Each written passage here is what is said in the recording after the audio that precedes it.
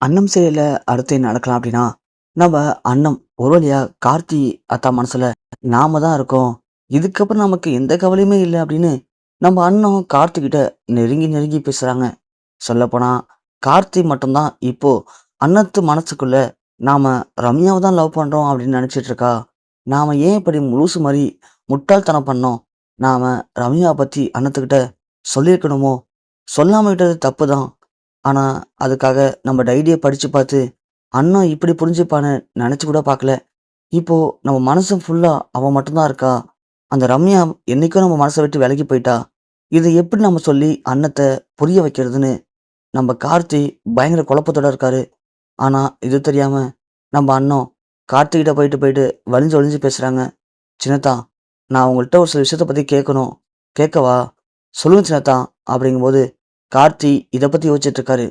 "சின்னத்தா, அப்படி நீங்க என்னதான் யோசிக்கிறீங்க? சொல்லுங்க சின்னத்தா." இங்க கார்த்தி உடனே, "நான் என்னடி யோசிக்க போறேன் புலிமூட்டை. என் லைஃப்ல இதுக்கப்புறம் எனக்குன்னு இருக்கிறது எல்லாமே நீ மட்டும் தானடி. நான் உன்னை பத்தி மட்டும் தான் யோசிக்க முடியும்.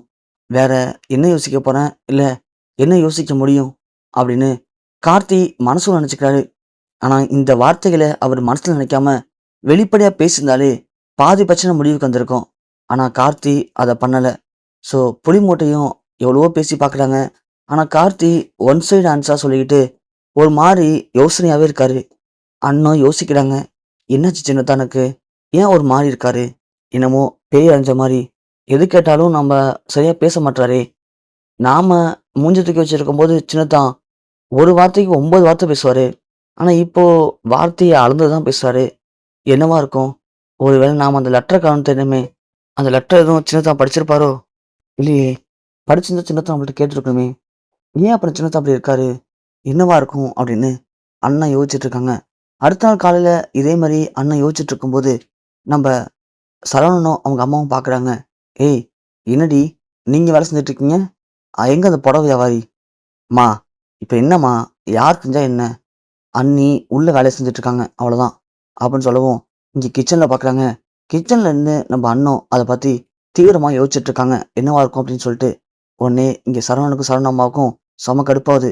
"பாத்தியா சரவணா, அந்த புடவை வியாபாரிய என்னமோ இந்த வீட்டுக்கு அவ தான் மகாராணி மாரி கிச்சன்ல நின்னு என்னத்தையோ பார்த்து யோசிச்சுட்டு நின்னுட்டு இருக்கா. இவளுங்க இங்கேயே வேலை செஞ்சுட்டு இருக்காளுங்க."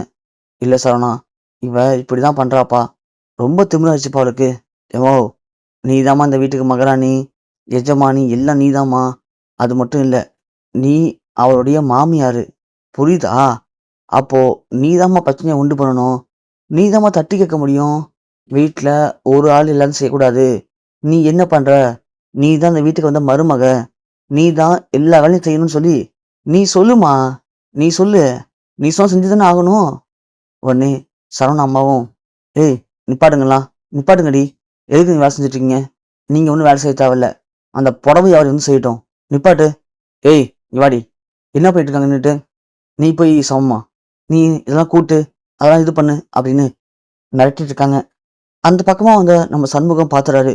உள்ள வராரு. அண்ணன் உடனே விளக்காம எடுக்க போகும்போது, "அண்ணா நில்லும்மா. இப்ப எதுக்கு நீ அந்த பொண்ண மிரட்டிட்டு இருக்க? என்ன பிரச்சனை உனக்கு?" "என்ன பிரச்சனைனா? ஏன்? இவ இந்த வீட்ல வேலை செய்ய மாட்டாளோ? என் புள்ளைங்க வேலை செஞ்சுட்டு இருக்காளுங்க. இவ நின்னுட்டு இருக்கா. இந்த வீட்டுக்கு வாழ வந்த மருமக தானே அவ. கூட்டட்டும். எல்லா வேலையும் செய்யட்டும். ஏன்? அதுல உங்களுக்கு என்ன நோவுது?" "ஓ! அப்படியா? அப்போ இந்த வீட்டுக்கு வந்த மருமக இந்த வேலைலாம் செய்யணும். அப்ப நீயும் இந்த வீட்டுக்கு வாழ வந்த மருமக தானே? அப்ப நீ செய்ய வேண்டியது இந்த வேலையெல்லாம்." "என்னது? நான் செய்யணுமா? நான் எதுக்குங்க செய்யணும்?" "அதே மாரி தான். அந்த பொண்ணு மட்டும் எதுக்கு செய்யணும்? வீட்டுக்கு வாழ வந்த மருமகனா, வீட்ட சந்தோஷமா வச்சுக்கணுமே தவிர, உனக்கு உட்காந்து வேலை செய்யணும்னு அவசியம் இல்ல. இந்த வீட்ல இதுவரைக்கும் இந்த 3 பேரும் ஷேர் பண்ணி தான் எல்லா வேலையும் பார்த்துட்டு இருக்காங்க.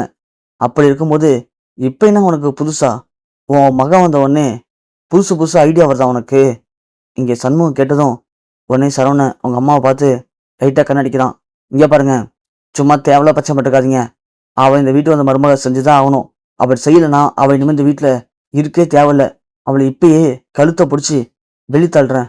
வெளிய போய் தொலையட்டும்." அப்படின்னு சொல்லிட்டு அவங்க 2 ஸ்டெப் எடுத்து வைக்கிறாங்க. அவங்க இங்கிருந்து பார்த்தா, "அம்மோவ்! நிப்பாட்டுமா" அப்படின்னு சொல்லி ஒரு சத்தம். யாருன்னு பார்த்தா நம்ம கார்த்தி. அங்கேருந்து கார்த்தி வரான். "என்னம்மா? என்ன நினைச்சிட்டு இருக்கீங்க? கேட்கறதுக்கு ஆள் இல்லன்னு சொல்லி ரொம்ப ஓவரா பண்ணிட்டு இருக்கீங்களா? என்ன பிரச்சனை உங்களுக்கு இப்போ?" எதுக்கு அண்ணன் வெளியே பொண்ணு விட்டு வாடா வா. என்ன அப்படியே அந்த புடவை அப்படி உன்னை சொக்குப்படி போட்டு மயக்கி விட்டாளா? எதுக்கெடுத்தாலும் முதல்ல துள்ளிட்டு வர. இங்கே பாரு கார்த்தி, இதெல்லாம் சரிப்படாது சொல்லிட்டேன். அவ பண்றது சரியில்லை. வீட்டில் ஒரு வேலை செய்ய மாட்டாங்கடா. உட்காந்து அங்கங்கே டிவி பார்க்குறா, இல்லை ஃபோன் பேசுறா. அப்படி இருந்தா இந்த குடும்பம் எப்படி உருப்படும்? இங்கே பாருங்கம்மா, இந்த குடும்பம் உருப்படுது உருப்படாம போகுது, அதை பற்றி எனக்கு கவலை இல்லை. அன்னத்தை பற்றி எனக்கு நல்லாவே தெரியும். சும்மா உட்காந்துருக்க ஆளும் கிடையாது. நீங்களே வேலை செய்ய வேணாம், சும்மா இருன்னு சொன்னாலும் அண்ணன் வேலை செய்வா. அப்படியாப்பட்ட பொண்ணு தான் அண்ணன். அப்படி இருக்கும்போது நீங்கள் தேவையில்லாமல் அண்ணன் மேலே பழி பொண்ணு நினைக்காதீங்க. அன்னத்தை பற்றி எனக்கு தெரியுமா? வா அண்ணன் போகலாம் அப்படின்னு சொல்லிட்டு அண்ணத்தை அழைச்சிட்டு கார்த்திக் கிளம்புறாரு. சண்முகம்னே, என்ன என்னமோ கழுத்தை பிடிச்சி வெளியே தள்ளிடுவேன், கீச்சிடுவேன் அப்படின்னு சொன்னா, இப்போ என்னாச்சு உன் கிழிக்கிறதெல்லாம்? இங்கே பாரு, அண்ணமும் கார்த்தியும் ஒன்று சேர்ந்துட்டாங்க வாழ்க்கையில். இதுக்கப்புறம் அன்னத்துக்கு ஒன்றுனா கார்த்தி முதல்ல வந்து நிற்பான். அது யாருன்னு பார்க்க மாட்டான். அதனால பார்த்து கொஞ்சம் மரியாதை வேணும்னா ஒழுங்காக நடந்துக்கிறது தான் உங்கள் 2 பேருக்கும் நல்லது அப்படின்னு சொல்லிட்டு சண்முகம் போகிறாரு. உடனே சரவண அம்மா பயங்கர டென்ஷனாக நிற்கிறாங்க. சரவண உடனே, எம்மோ விடுமா, அவன் என்ன இப்போ அழைச்சி தானே போயிருக்கான், போகட்டும் விடு. அவனை என்ன பண்ணணும்னு எனக்கு தெரியுமா? அவனை எங்கே அடிச்சா அவன் அடங்குவான்னு எனக்கு தெரியும். விடுமா, இதுக்கெல்லாம் சேர்த்து மொத்தமாக அவங்க 2 பேரும் நான் அள வைக்கிறேன், விடுமா அப்படின்னு சரவண அவங்க அம்மாவை சமாதானப்படுத்துகிறான்.